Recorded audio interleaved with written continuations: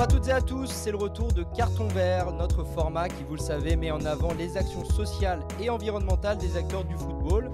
Aujourd'hui, je suis avec Zach, qui tenait à nous parler de l'engagement d'une star brésilienne bien connue de tous. Salut Bilal, j'espère que les vacances se sont bien passées pour toi et vous qui nous écoutez. Alors moi de mon côté cet été j'ai eu beau m'entraîner à faire des brésiliennes sur la plage, mais on ne peut pas vraiment dire que c'était du football si on me compare au joueur en question du jour. Ce joueur c'est Vinicius Junior, dont je suis personnellement fan sur les terrains, mais qui brille aussi en dehors. La star du Real Madrid a en effet lancé en juillet 2021 l'Institut Vini Junior, une organisation qui vise à améliorer l'éducation des jeunes brésiliens à travers la technologie et le sport. En lançant cet institut, Vinicius a voulu proposer une nouvelle alternative à un système éducatif brésilien inégalitaire, où l'enseignement des écoles publiques laisse à désirer et où les classes les plus aisées envoient leurs enfants dans des écoles privées.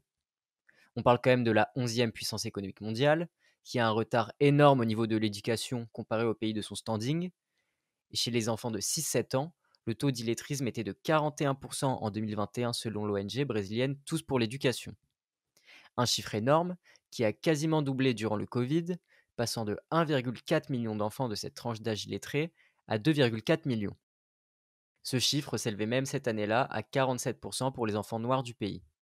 Ayant lui-même grandi dans la pauvreté, Vinicius sait que ses enfants issus des classes sociales les plus basses n'ont pas accès aux écoles privées, et il cherche donc à offrir une éducation de qualité à l'ensemble des enfants brésiliens. Au micro du média Esporte Espetacular, le Brésilien a expliqué, je cite: «Je ne veux pas que les enfants voient plus de Vinicius, de Cristiano ou de Neymar. Je veux plus de médecins, de professeurs et de personnes dans tous ces secteurs d'activité qui permettent l'évolution de chacun.» Ah oui, c'est vrai que ces chiffres sont inquiétants en effet, et pour inverser la tendance, est-ce que tu peux m'expliquer un petit peu les méthodes appliquées par l'Institut Vinicius? Oui, bien sûr, le Brésilien a d'abord inauguré son projet à Sao Gonçalo, sa région natale, dans l'école Paulo Freire où il a lui-même étudié plus jeune, et dans une autre école à Rio Preto, dans la région de Sao Paulo. Vinicius est très attaché à sa région, tout comme sa famille qui a toujours réalisé de petits dons pour aider la région, et son salaire perçu au Real lui permet maintenant d'investir des sommes conséquentes. Il a ainsi dépensé plus de 2 millions de rand brésiliens en 2021 pour lancer l'Institut, soit presque 400 000 euros. Sur le site de l'Institut, il est indiqué que l'association repose sur trois piliers fondamentaux: l'éducation comme base, la technologie comme outil et le sport comme langage. Afin d'allier ces idées, l'Institut a développé l'application Base, un outil aidant les enseignants à rendre l'apprentissage des élèves plus ludique. Les écoles que j'ai citées ont été équipées de smartphones, ordinateurs ou tablettes afin d'utiliser l'application. Cette appli vise à rendre l'apprentissage plus dynamique en accordant une place centrale au sport. Alors, pour te donner des exemples, les 5 années scolaires de primaire correspondent par exemple à 5 saisons, et chaque semestre correspond à une ligue différente, avec des phases de groupe, huitièmes de finale, quart, demi et finale. Ces étapes sont en réalité les différentes matières du programme, et la finale est une activité physique.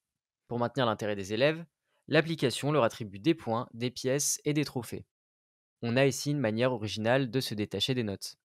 C'est vrai que de ce que tu me dis, ça a l'air d'être un sacré beau projet. Ça change du système éducatif assez traditionnel que l'on connaît. Et d'ailleurs, Vinicius pourrait être récompensé dans les prochains mois pour son engagement, non? Oui, en effet, il a été nommé au prix Socrates, un trophée instauré lors de la cérémonie du Ballon d'Or 2022 et qui avait honoré Sadio Mané pour son investissement dans sa région d'origine au Sénégal. À ses côtés, on retrouve d'autres joueurs et joueuses avec des beaux projets. On a Alex Morgan et sa fondation qui vise à aider l'intégration des femmes dans le sport. Marcus Rashford, qui, on le sait depuis plusieurs années, s'engage envers les personnes défavorisées.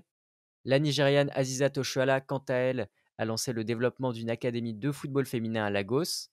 Et enfin, le boucher au grand cœur Antonio Rudiger a créé une association venant en aide aux habitants du Sierra Leone. Tu l'auras compris, peu importe le vainqueur, ces joueurs et joueuses font partie de ceux qui tirent le football vers le haut. Et Vinicius, de son côté, s'est également illustré en 2023 en haussant le ton contre le racisme, lui qui en a été victime à plusieurs reprises, notamment à Majorque, Barcelone, Valladolid et à Valence. La star du Real avait été soutenue par son équipe à l'époque, dont Carlo Ancelotti, qui avait souligné que la Liga a un réel problème avec le racisme. Et oui, c'est pour ça qu'on espère avant tout entendre parler du Brésilien sur l'aspect sportif cette saison. Et on lui souhaite évidemment le meilleur pour le développement de ce beau projet.